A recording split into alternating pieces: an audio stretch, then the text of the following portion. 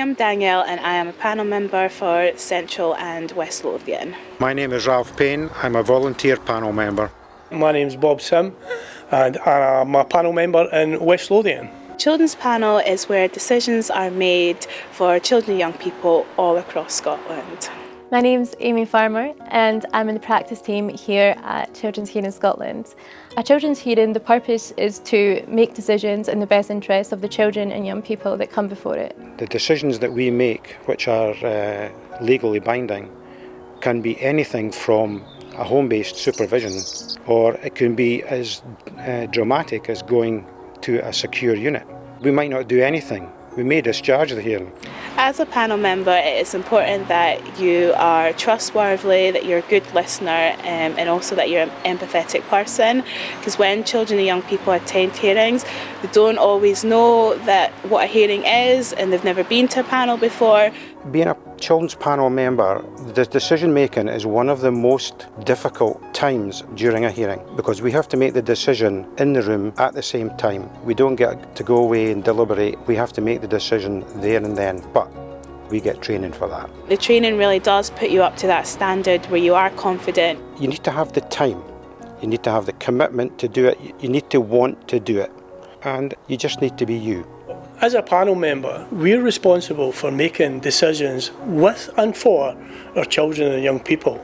But there's a lot involved in getting to the stage before you're actually able to make that decision. So we have information from social workers, teachers, people in the child's life and the child themselves.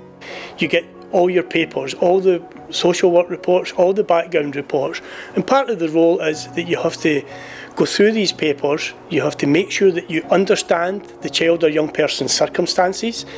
You have to identify any gaps in information that's in the reports and be prepared before you go along to the hearing with the questions that you need to ask. Children and young people are the centre of all hearings, and in a hearing room you will find your two other panel members, a reporter, and all the professionals such as teachers and social workers.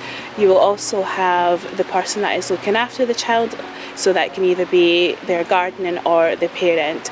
It is important that all three panel members really listen to that child or young person and take their views into consideration and make sure that we make the best decision for them. One of the panel members will act as the chair and they will guide the flow of the hearing itself, but they'll explain to everybody at the start what's going to happen.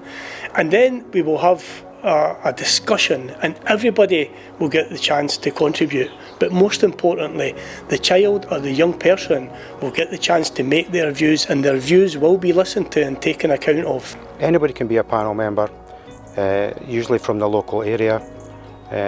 You don't need to have any special education requirements. There's nothing special about a panel member. It can be anybody. If you're an empathetic person and you want to give back your time to help support children and young people in your community, just do it. Our children and young people have a right to be looked after and protected as they're growing up. And the Children's Panel allows that to happen. It allows ordinary people like me to get involved to help our children and young people through any difficult time that they may be having. You know what, it's really rewarding when you see that child or young person and you see the impact you've made. You will want to do this for the rest of your life.